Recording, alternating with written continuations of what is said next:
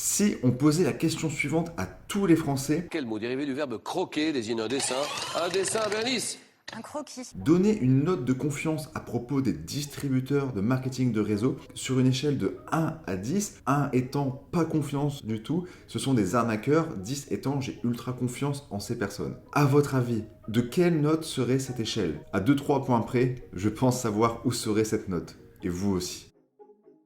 J'ai trouvé une des citations de Seth Godin qui permet d'expliquer ça. Seth Godin, c'est un entrepreneur américain. Il a été l'ancien responsable du marketing direct de Yahoo. Et il a déclaré « Vendre à des personnes qui veulent entendre parler de vous est plus efficace que d'interrompre des étrangers qui ne veulent pas entendre parler de vous. » Ça paraît évident, mais pas tant que ça. Pas tant que ça, car aujourd'hui, beaucoup de distributeurs de marketing de réseau interrompent des étrangers qui ne veulent pas entendre parler d'eux pour leur proposer un produit, un service ou pour leur pitcher leur opportunité. Et si vous trouviez un moyen de parrainer et de vendre à des prospects qui veulent bien entendre parler de vous, et si vous trouviez un moyen de vous différencier de tous les autres distributeurs de marketing de réseau pour faire en sorte que le MLM ait une meilleure réputation actuellement, mais surtout pour que vous réussissiez dans votre business.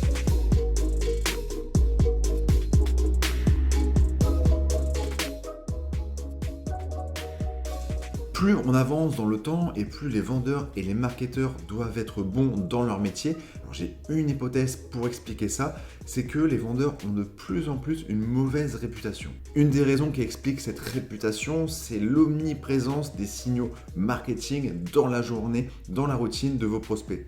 En 2007, le cabinet d'études de marché Jan Kelovich a estimé que la personne moyenne voyait jusqu'à 5000 publicités par jour. En 2021, entre 6 000 et 10 000 publicités par jour. Avec tous ces signaux, le consommateur, vos prospects, consomment de plus en plus de contenu publicitaire et plus on consomme de contenu publicitaire, plus on comprend comment ça marche, plus on comprend les signaux marketing et les techniques utilisées. Avec ces signaux et le fait qu'une masse d'informations est disponible immédiatement partout en faisant des recherches mots-clés sur Google, le consommateur, le prospect devient plus éduqué et donc plus dur à convaincre. Avec les barres bleues, vous pouvez voir l'évolution du chiffre d'affaires de Facebook Ads par rapport à l'ensemble des publicités payantes sur Internet. Les cercles en haut représentent le chiffre d'affaires de Facebook concernant Facebook Ads. On peut voir 2 milliards en 2010, 40 milliards en 2007. En 2019, 69 milliards de dollars sont injectés sur Facebook Ads par les marketeurs. La pub payante se développe de plus en plus, vous prospectez probablement sur Facebook ou Instagram et donc il y a beaucoup de chances que le prospect que vous prospectez reçoit beaucoup de signaux marketing tous les jours. Le premier constat, c'est de prendre conscience que vos prospects sont soumis de plus en plus à des signaux marketing, donc il devient de plus en plus dur de se différencier, mais surtout, il est fort probable que votre prospect ait déjà expérimenté le type de prospection suivante. Ce que j'appelle la prospection froide agressive ou la prospection ultra directe, c'est le fait de pitcher directement un produit ou une opportunité, ou alors au bout de 3-4 messages, on va tout de suite présenter un produit à l'autre personne. Un peu comme ce type de message que je reçois toutes les semaines. Vous pouvez faire pause pour regarder. Je tiens à dire que j'ai fait beaucoup cette méthode à mes débuts car je ne connaissais pas d'alternative. Le but de ce passage, c'est de faire un constat sur les conséquences. Il y a des avantages à cette méthode, c'est que vous pouvez contacter un nombre important de personnes qui sera corrélé au temps que vous investissez. C'est simple à transmettre et vous pouvez potentiellement avoir des résultats très rapidement car on envoie un message, le lendemain on est fixé. Le MLM sur Facebook et Instagram, c'est un marché océan rouge. Un marché océan rouge, ça veut dire qu'il y a de plus en plus de concurrence et qui dit de plus en plus de concurrence avec le même message marketing, donc le même type de prospection qu'on a vu juste avant, un profil attrayant pour vous a probablement déjà reçu ce type de message. Et plus on reçoit ce type de message de la part d'inconnus, plus on commence à se poser des questions et à faire une généralité sur un marché, sur le marché du marketing de réseau. Ok, mais pourquoi c'est un problème ? Parce que les personnes qui reçoivent des messages de prospection sur Instagram ou sur Messenger, ces personnes-là, elles ne peuvent pas lire dans notre vision, dans nos valeurs, avec quelques messages écrits. Et donc du coup, elles vont faire un amalgame. Elles vont avoir une mauvaise réputation du MLM et donc elles vont propager autour d'elles cette mauvaise réputation, malheureusement. Et je vois de plus en plus des personnes qui ne font pas du MLM sur les réseaux sociaux partager de stories en affichant ces messages de prospection comme vous pouvez le voir avec cette capture d'écran. Et qui dit ce genre de story dit mauvaise réputation du MLM qui va engendrer des a priori négatives à propos de cette industrie et ces a priori vont créer moins de chances pour que vous parrainiez et pour que vous vendiez. Et oui, malheureusement, l'être humain, quand il n'a pas beaucoup d'informations sur quelque chose, s'il a juste un avis négatif, il va tout propager et avoir un avis négatif à propos de toute l'industrie. C'est un peu comme si on arrivait aux États-Unis et les 5 premiers Américains qu'on rencontrait étaient désagréables, insupportables. On aurait facilement tendance à croire que tous les Américains qu'on va rencontrer sont comme ça. D'ailleurs, il y a une vidéo à ce sujet que je vous conseille d'Horizon Gull qui s'appelle « Pourquoi les Américains nous paraissent-ils idiots ?» Sur ce voix off, tu peux laisser reprendre l'autre Guillaume. Ciao. Il faudrait peut-être que je fasse une chaîne YouTube sur la psychologie, sur les biais cognitifs. Ça serait bien. Sur les réseaux sociaux, on me contacte au moins 2 fois par semaine alors que je n'ai pas un profil très attrayant. Et sur mon profil, on voit clairement que je fais du marketing de réseau. Donc je me mets à la place de ce que les personnes imaginent un profil attrayant, un peu dynamique, avec des couleurs. Cette personne-là, c'est sûr que de plus en plus, elle va se faire prospecter avec ce type de message, malheureusement. Attention, ce type de prospection peut encore marcher. J'ai eu des résultats avec ce type de prospection. C'est juste que sur le long terme, je pense que ça va être de moins en moins efficace. Et il y a un autre problème, c'est qu'au moment où vous arrivez enfin à avoir un rendez-vous avec une personne, vous ne l'avez pas qualifié via votre processus et donc vous allez prendre du temps et au bout de 30 minutes de présentation, la personne va vous dire « Ah, c'est un truc de marketing de réseau, ça ne m'intéresse pas. » En tout cas, il y aura ce genre de profil. Heureusement, il y a un créneau à prendre avec le principe suivant. Le principe se résume en une phrase, aider et éduquer avant de vendre, avant de parrainer. Allez, ciao! Non, on va prendre une définition plus poussée et je vais faire une métaphore avec des petites voitures. J'espère que vous aimez les petites voitures d'ailleurs. Je vais reprendre la définition d'un concept proche, le concept de Customer Success. Lincoln Murphy, c'est un Customer Centric Growth Consultant.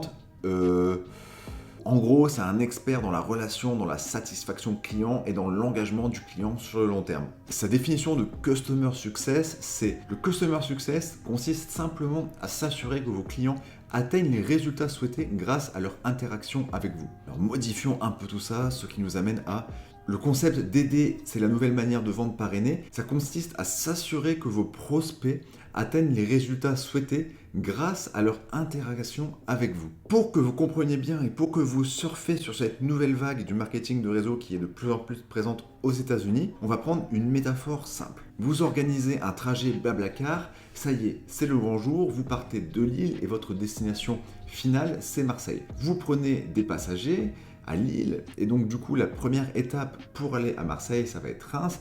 La deuxième étape, ça va être Dijon. La troisième étape, ça va être Lyon. Et la quatrième étape, bien sûr, ça va être Montboucher sur Jabron. C'est une ville près de Montélimar et le trajet passait par là. Cette première image, elle veut dire que pour aller de Lille à Marseille, il faut passer par des étapes logiques, cohérentes. Prenons le concept de cette image pour l'appliquer au concept aider et la nouvelle manière de vendre de parrainer.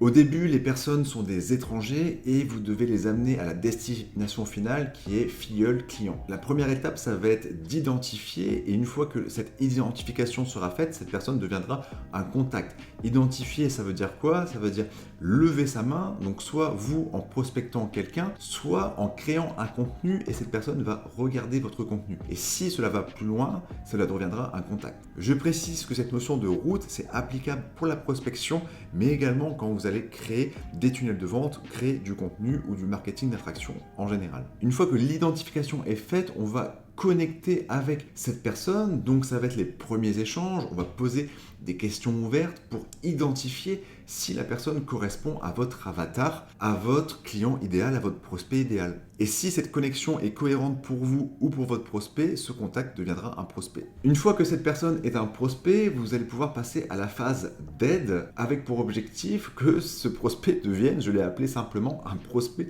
content, un prospect aidé. Et comment on aide? On va identifier les problèmes qu'elle rencontre, vous allez identifier comment vous pouvez aider cette personne, comment vous allez pouvoir soit créer du contenu, soit lui diffuser du contenu qui pourra l'aider dans ses problématiques. On reviendra sur le comment après. À ce stade-là, la relation de confiance est beaucoup plus importante qu'au stade où le prospect était juste un prospect classique. Après cette phase d'aide, on va creuser, on va poser des questions pour voir si éventuellement la personne serait intéressée par votre opportunité. On va vraiment poser des questions, s'intéresser à cette personne, et une fois ces questions posées, que vous allez avoir les réponses, ce prospect content deviendra un prospect écouté et compris. Une fois à ce stade, si vous sentez que c'est légitime de parler de votre produit, de votre opportunité, vous allez recommander votre business, votre service, et cette personne deviendra un filleul ou un client. Ce qui est important de noter, c'est qu'à chaque fois, il y aura une perdition, mais c'est normal, tout le monde n'est pas intéressé par votre produit, par votre service. Certains voudront de l'aide, mais finalement, ils ne seront pas prêts à sortir la carte bleue pour acheter un de vos produits. Il faut être OK avec ce principe de perdition à chaque étape. Il y a 3 phases qui se passent dans l'esprit de votre prospect. La première phase, c'est la prise de conscience. La deuxième phase, c'est la phase de considération. Et la troisième phase, c'est la phase de décision. Une fois qu'il a pris conscience de qui vous étiez et une fois qu'il a considéré votre offre, votre service. Votre prospect est sur le siège passager, vous êtes le conducteur et vous allez l'amener dans un enchaînement d'étapes logiques qui va rendre le processus de vente finale beaucoup plus naturel et qui va vous faire passer moins pour un vendeur et qui va vous faire différencier de tous ces messages de prospection agressive que reçoivent ces personnes sur les réseaux sociaux. Nos prospects, ce ne sont pas des voyants, ils ne peuvent pas lire dans notre esprit, dans notre vision, dans nos valeurs, ce sont nos actions qui vont être importantes à leurs yeux. C'est le fait d'avoir bien conduit de Lille à l'avant-dernière étape, Montboucher sur Jabron, qui fera naître l'idée à votre prospect, ce type, cette femme, peut m'amener à la dernière étape en sécurité et à l'heure. Il n'y a pas longtemps, j'ai fait mes premières lasagnes. J'étais trop fier. Il n'y a pas longtemps, j'ai voulu faire les premières lasagnes de ma vie, donc j'étais sur YouTube et j'ai Google lasagne, je voulais faire des lasagnes saines, donc j'ai écrit ça et je suis tombé sur cette vidéo. Qui dit lasagne dit également sauce béchamel et vous allez voir que là aussi j'ai joué sur les ingrédients. Le processus était clair, les instructions étaient logiques, mais surtout, les lasagnes étaient très bonnes. On s'en fout des lasagnes. Ce qu'il faut retenir ici, c'est que cette personne m'a aidé, m'a apporté de la valeur. Et si un jour j'ai envie d'acheter un livre de recettes, un livre de cuisine, potentiellement je vais aller sur cette chaîne YouTube et je vais regarder s'il propose ce livre et donc je vais devenir un client. Mais d'abord, j'ai été aidé, d'abord j'ai fait des bonnes lasagnes gratuitement. Il y a un autre avantage pour les personnes qui ont cette sensation de passer pour un vendeur, pour un marchand de tapis, de quémander des inconnus sur les réseaux sociaux, c'est que en focalisant notre attention sur le désir, sur l'aide qu'on peut apporter à nos prospects, ça enlève un poids sur tout le processus de vente et la vente à la fin devient naturelle. Ok, donc je dois faire des vidéos de lasagne pour aider avant de parrainer. Tu peux, mais ça peut être beaucoup plus simple que ça. Que votre stratégie soit la prospection ou du marketing d'attraction, de la création de valeur de contenu, cela marche dans tous les sens. C'est un principe à mémoriser. Créer un blog, un podcast, YouTube sont des bonnes solutions, mais pas nécessairement. Juste avec Facebook et Instagram, on va pouvoir engager sa communauté pour lui poser des questions et après résoudre leurs problèmes. Prenons un exemple avec un MLM connu, Tupperware. Ouais. J'ai envie de faire cette petite parenthèse qui n'a rien à voir avec la vidéo. Vous avez sûrement déjà vu du contenu anti-MLM, du contenu qui mélange tout et n'importe quoi, Ponzi, vente pyramidale, MLM, pour faire le buzz, pour faire du clic. Et dans cette vidéo, ils prennent toujours des images qui incarnent pour le plus grand nombre négativement le marketing de réseau. Salut à toi, jeune entrepreneur. Comme par exemple l'affaire du Parisien avec JP Fanguin, avec l'affaire de Melius Trading. Et je me demande bien pourquoi ils ne prennent jamais en exemple les tatis qui vendent des boîtes de plastique. Pourquoi ils ne prennent pas ça en exemple? Bonne question. Bon, vous m'excuserez pour les clichés sur les tatis, c'est vraiment pour illustrer un propos. Ils ne prennent pas les tatis qui vendent des boîtes de plastique car ce sera toujours moins vendeur que les gourous des MLM de trading qui sont jeunes, en costard, avec des signes de richesse, avec des Lamborghini. Ça, les personnes qui créent du contenu à ce sujet l'ont très bien compris. Ils vont créer ce contenu négatif car l'être humain, il a le biais de négativité, il sera toujours intéressé par la vidéo « Guillaume fait cramer sa maison à cause de ses lasagnes » que « Guillaume réussit ses premières lasagnes ». Le biais de négativité est utilisé, sera toujours utilisé, je l'utilise. L'important, c'est d'en prendre conscience et de partager cette information pour le bien du MLM. Bref, je profitais de l'exemple Tupperware pour faire une parenthèse que je referme maintenant. Bon, revenons-en à nos moutons. Admettons que je veuille développer Tupperware sur Facebook avec un personal branding orienté produit. Apparemment, vous ne pouvez pas développer Tupperware sur les réseaux sociaux, ce n'est qu'à titre d'exemple. Que pourrais-je poster sur Facebook pour aider avant de vendre ? Je pourrais créer un contenu 10 étapes pour créer la cuisine de vos rêves. Il y aurait un lien derrière avec les boîtes Tupperware. Ou je pourrais faire un post du type « Quel est votre plus grand problème au moment de ranger votre cuisine, au moment de faire la cuisine ?» au moment d'aménager votre maison par exemple. Vous allez collecter les réponses, puis vous allez orienter ces personnes vers une solution, soit en créant un contenu, soit en partageant un contenu existant. Mais si vous ne savez pas, c'est pas grave, allez sur Google, apprenez, puis transmettez l'information que vous avez apprise. Oui, les gens pourraient aller eux-mêmes sur Google pour trouver la réponse, mais certains n'ont pas le réflexe et certains n'ont pas envie car ils ont envie d'apprendre quelque chose de la relation qu'ils ont avec vous. N'oubliez pas que nous sommes dans le marketing relationnel, il faut créer des relations. Une fois une ou plusieurs aides apportées, la relation de confiance entre votre prospect et vous augmentera, sera de meilleure qualité. Vous ferez de plus en plus figure d'autorité, vous passerez pour quelqu'un qui sait de quoi il parle et là vous serez plus légitime à proposer quelque chose de payant en fonction des problèmes de l'autre et vous augmenterez vos chances d'avoir un oui. Attention, n'oubliez pas que votre prospect ne veut pas être vu comme vulnérable. Vous devez donner de l'aide, apporter de la valeur sans faire sentir à l'autre qu'il a besoin d'aide. Il y a vraiment une nuance importante. Si vous m'envoyez un message de ce type « Salut Guillaume, je pense que cet article te fera du bien », je le prendrai mal et même si vous m'apportez vraiment de l'aide, la façon dont c'est tourné, basta. Vous pouvez également étudier, faire une veille des besoins, des problèmes de votre avatar, de vos prospects pour savoir quel type d'aide vous pouvez leur apporter, une aide qui sera cohérente. Il y a 3 messages que je voulais faire passer avec cette vidéo.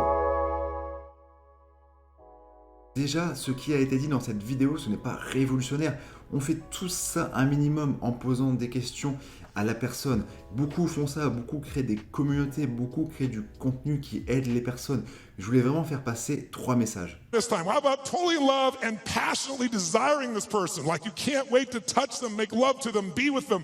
Le premier message, c'est que dans une interview de Tony Robbins par Eric Worre, Tony Robbins déclare que les plus grands entrepreneurs du monde pensent aux autres avant de penser à leur propre personne. Tony Robbins dit également que le MLM a mauvaise réputation car les gens pensent avant tout à leur objectif personnel et il dit que les personnes qui réussissent, ce sont les personnes qui pensent d'abord aux besoins, aux désirs des personnes qu'elles rencontrent. J'espère que le fait de conceptualiser, de mettre des définitions, des statistiques, des exemples, cela va renforcer votre désir et votre vision de faire ça au quotidien.